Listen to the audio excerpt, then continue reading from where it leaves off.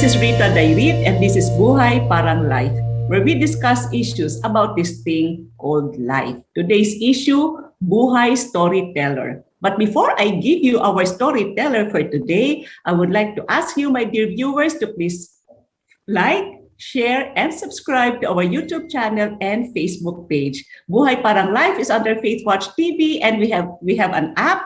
So please feel free to download the app, the Faith Watch app, in your mobile devices. We read and value your comments. So please write down your comments and suggestions in the space below. Thank you so much, my dear viewers. And now I present to you our fabulous storyteller. Actually, she is, let me read, she is a film writer for Viva Films and Star Cinema, o diba, storyteller daw, and creative consultant for ABS-CBN. Under her name are such blockbusters as the teleserye, one of my favorite and your favorite, Be Careful with My Heart, and the movie, Ang Tanging Ina. She is also the writer and creative director for Maala-ala Mo Kaya. Tama yun, no? MMK. My dear viewers, my pleasure and honor to present to you Miss Mel Del Rosario. Hi, Mel, storyteller. Yeah. Taga-kwento. Pero hindi marites, ha? Ano hindi ano? Marites, yung Mari itong latest, hindi. Storyteller ka nga. Showbiz ka talaga. Hindi ko alam yung marites, ha? Kung research mo yan, mahaba yan, madami yan. Parang nakita ko nga sa news minsan. Okay, so, wow, under your name are really, pag sinabi mong, Be Careful with My Heart, all-time favorite, Ang Tanging Ina, na ang sabi ng anak ko, natawa daw siya. Sabi ko, bakit ako naiyak? Siguro iba-iba kasing perspective, ano? And MMK, so I can imagine, award-winning ka. First of all, nabilang mo na ba? Nakailang movies and teleserye ka na? Parang, if counted the TV shows, it's more than 100. If counted yung movie shows. Because there was a time in my career that I was so prolific, I could write a film script in 1 week. I was churning scripts every other week, in a month, dalawa, tatlo. I was younger there. Ka-creative, ka-prolific. So I can imagine, ang dami mong nominations and awards. Tell us about it. Meron naman. Sure, marami. Siguro, enough, sa bahay mo, marami you feel a shell. It's enough to feel a shell. Yun. Okay. Sa dami ng sinulat mo, tell us nga, kasi aside from that, aside from Ang Tanging Ina, ano-ano ba yung mga sinulat mo? Mga movies? Movies. Nako. Sige, what is under your name? Kasi, movies, the last Film Fest, 2019, before pandemic, I did the adaptation of Miracle in Cell Number 7, the one of Aga. All right. Yeah, I wrote that. And then I wrote a lot of movies for Regine and Aga, the rom-coms of Regine and Aga, Doremi, madami yan. And then comedies of I. And in my younger years, I did a lot of mga movies of Donna Cruz. Yun kasi yung uso sa Viva before. All right. So, top of mind when I ask you 3 most memorable movies. One is Wanted Perfect Mother. It's Regine and Boyet. It's a remake of the previous film. Yeah, okay. I really, for some reason, it's my favorite because the very first movie I watched in my life was Sound of Music, and I've watched it over 100 times. So that was my introduction to the magic of movie. And Wanted Perfect Mother, if you're familiar with the story, it's medyo parang it's Sound of Music na local. So when I was given the hand to do an adaptation, and then Regine yung bida, I made it medyo musical to sell also Regine as an artist. That's one. And then of course Miracle sell number 7 because it was a big surprise hit.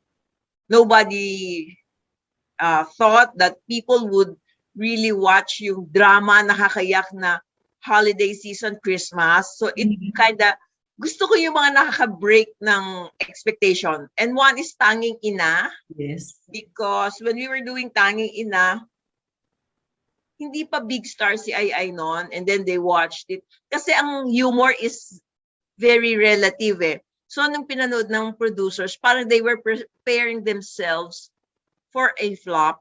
Tapos, yung opening day, bumabagyo. So, nung bumabagyo, it was a blessing in the sense na yung mga estudyante siguro pinauwi, dumiretso sa mall.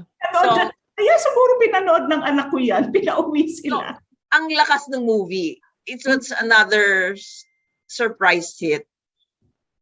And yung Tanging Ina, di ba naging maraming parts yan? May mga sequel. Naging sequel na... Ilan yung Tanging Ina na yan? Ilan? Yung totoo, 3. Kasi yung meron yung last na to, sabi ko, lalagyan ko ng last na to sa title para, kasi at some point nararamdaman mo, uy, tama na, yung gano'n. Right. Hanggang dito. So, sabi ko, let's do this, but ang title ko talaga yung may last na to, and then, let's deal with the subject matter ng death. So, pag na-deal mo na yung death, parang, end na yan na, parang gano'n. For, yung parang you covered na yung tungkol sa mga anak, yung her falling in love, and then yung end is yung legacy na niya as a woman, as a mother. Yun. Usually, pag award winning, not always equal to blockbuster. So para sa iyo as a writer, ano ang mas fulfilling sa iyo? Yung blockbuster sa takilya or winning an award? It's always blockbuster. But more than the blockbuster, it's really, because ang fulfillment mo as a writer is that you're telling a story. You may have garnered a lot of awards, pero walang nanood. Nakaka-frustrate din. It's just like, if you're a chef, nagluto ka, walang kumain. Yung ganon.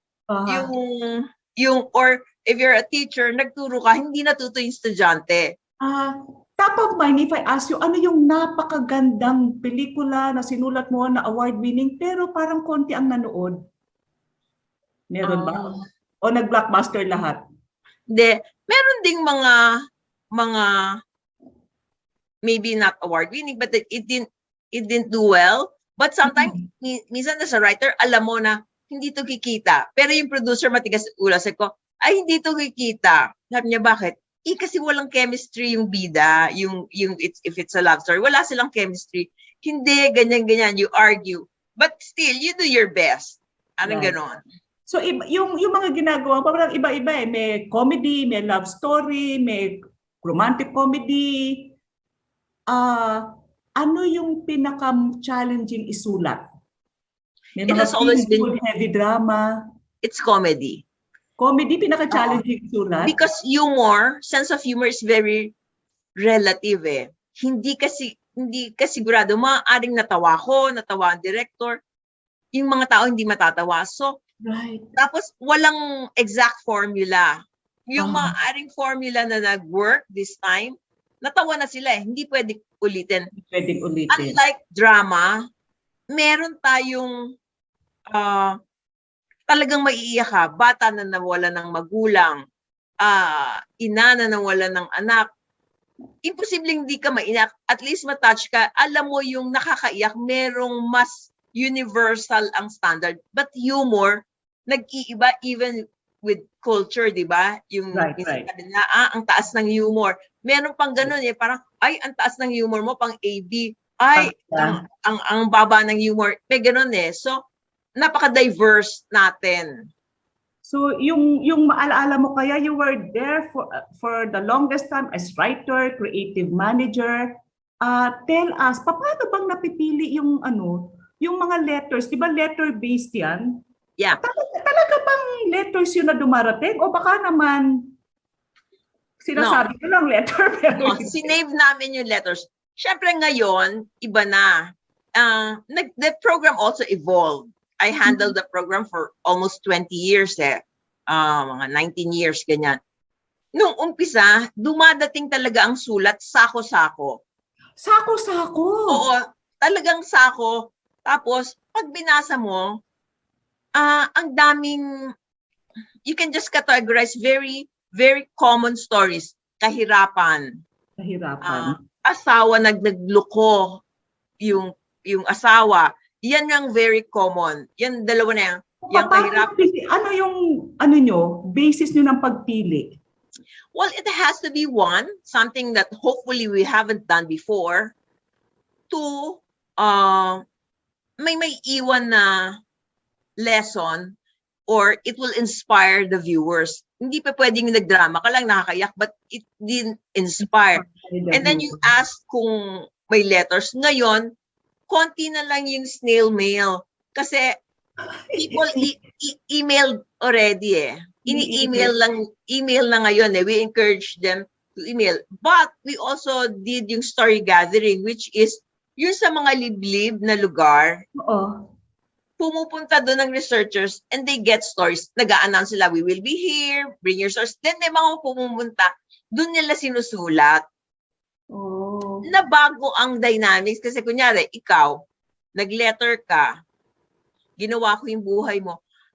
Iba na yung power ng social media. And then we have internet. Kilala ka ng kapitbahay, baka makilala ka kapit sabihin, hindi ganyan yung buhay. So, ngayon, it's more difficult. We have to go out and meet the person, interview the person. Okay. And so you parang validate their story first. Yes. And the difference is me meeting you versus you're represented by a piece of paper. Right. Mas may moral obligation ako sa iyo because I met you as na human being, tao. I know na pag ginawa ko to sa kwento, may masasaktan. Pamilya mo, anak mo, kaibigan mo, may mga relasyong masisira. Nagkaroon ng muka yung letter sender. Now, that makes it more difficult. Oo nga. Although, di ba anonymous naman? When they request na anonymous. So, minsan papakita sila. Okay, but so minsan, brave sila Nagpapakita sila.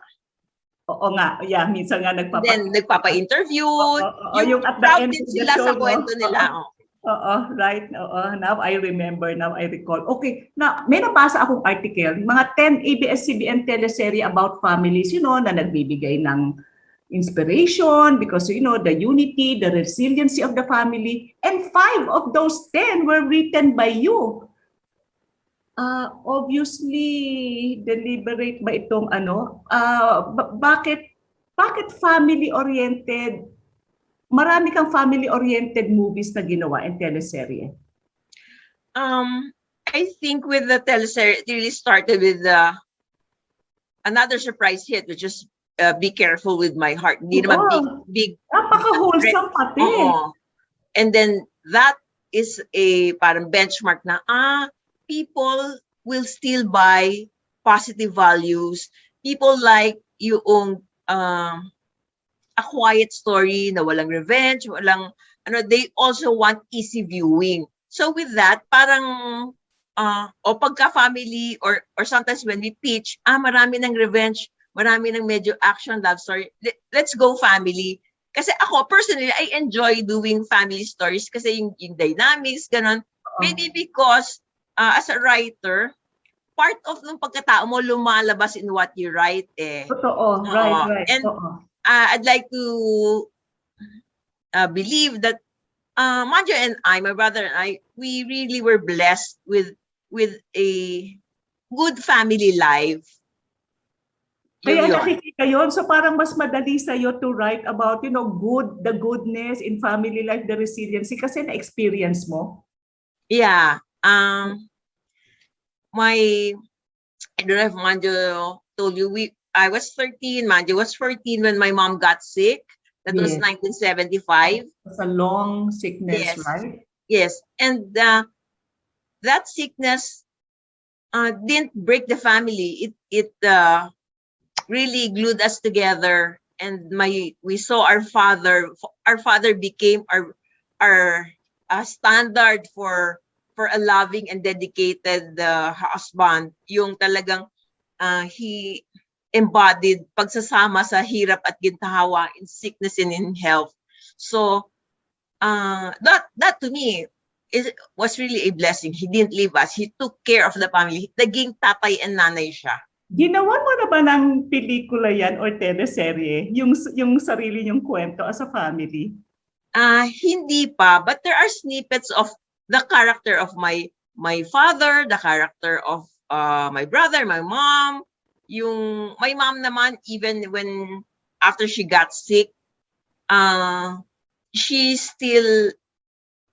was really a model for the strength of the human spirit, even if physically she has limitation. She still did her part as a mother and as a wife. Yung pag-asikaso sa amin, hindi mo matatawaran. Yung parang gano'n. So, sometimes, minsan may sabi, ginagawa mo ba yan ng babae? Sabi ko, ewan ko sa inyo, kasi yung mami ko ginagawa ko sa asawa ko, ewan ko sa inyo, paano kayo pinalaki. So, yung pagkatao mo nandun in your body of work. Yeah, right. So, itong Miracle in Cell number 7, ano ang sabi, how did the Korean producer and director think about the remake? Nakita ba niya? They really came here to attend the premiere night, and we met them. Pero tapos na yung movie. Because meron kaming ginawang, where of course, because when we adapt a movie, after this I did like I think 3 movies, Korean adaptation kasi ang daming binili na titles na Viva. Always my rule is 1, you make it Filipino. 2, you make it your own. Hindi mo kokopyahin. Ano yung values na we change it din May mga hindi ganyan ng Filipino na anak, hindi ganyan ang magulang, So binali namin. And then yung ending, kasi malungkot, ganyan, it's Christmas, meron din kaming binago. So when they watched it, nagulat sila and they were joking. Sabi nila, your version is better than our original. Why didn't we think of that ending? They were saying, we will do a remake again and we will copy you. Niloloko kami. Tapos sabi natin sa Koreans, okay, you can copy but you have to pay us this time. Kasi di ba nagbayad ng rights ang Viva for that. Wow, that is so good. So, alam mo itong movie nito is very pro-life, no? Pero hindi siya nanalo ng award sa Metro Manila Film Fest. Ang dinig ko, may politics how do you feel about it? Or any comment about it? Yeah, confidentially, mamaya sasabihin ko sa'yo kung sino. May isa sa mga judge na nagsabi, talagang merong mandate, wag daw kami papanalunin. But of course, they were saying because it's adaptation ng Korean, ganyan. But lahat, even best actor, talagang walang pinanalo. So, okay lang naman. If hindi kami nanalo, because it's pro-life, it's anti-ano kasi, di ba?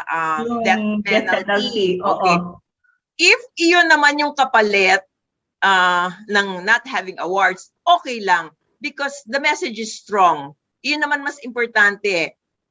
Yung award, it's your personal honor and then you have a trophy in your cabinet. Diba? Hindi mo naman dadala yan sa hukay. But yung values na naiwan, the message na naipahatid mo, nandun yan sa puso nung nakapanood. Diba? Wow. You are a prolific writer. Where do you get your inspiration? Sabi mo nga kanina, no, yung sa start ng interview natin, there was a time you would be making 5 stories, 5. Saan man kagaling yung inspirasyon? You just keep on writing? Or ito ba yung tipong may notebook lagi? Pag may nakita ka, nagsusulat? Hindi. Or do you need a quiet place? Or any hindi ako yung lalabas. Hindi ako nakapagsulat pag nasa ibang lugar. It has to be just in my place. Kahit na sa room ko, tapos makikita mo yung bed, inaantok ka, higa ka, di ka nakasulat. Nangyayari yun. But in terms of yung being prolific, it's one, you have to be, yung pagiging writer kasi, it's a gift, it's a talent that God has given you. Yun paniwala ko doon. So it's not dependent on mood. Yun yung personal belief ko. So it's something that you have to, kahit naman ano, you have to nourish. And how do you nourish it? It's having genuine interest sa tao. Saan ka naman kukuha ng kwento, di ba? It's people. You talk to people. Minsan nga sa elevator, nandun ako ganyan, oy kuya, ano, ganyan, kinakausap ko.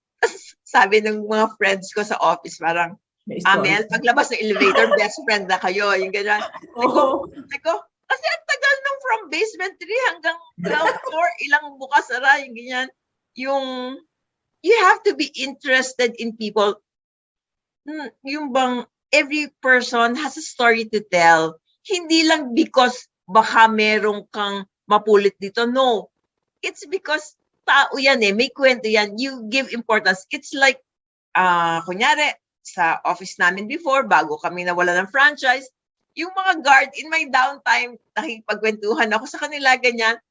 Tapos natatawa sila sa office, sabi nila, alam mo, Mel, BFF mo yung guard, pagka meron ditong krimen, ikaw yung una nilang ililigtas. Kasi that's yung gano'n. Sabi ko, hindi kasi yung, otherwise, anong paghuhugutan mo ng mga characters that you create? Characters, diba? It would be katahang isip. It wouldn't be based from real people that you've met. Hindi naman yung ito, gagawin ko ng character.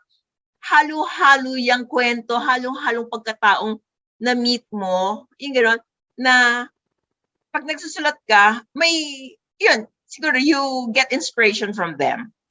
Alam mo, Mel, meron kang contribution sa Philippine pop culture, yung salitang nosebleed. Paano ba yan nag-start?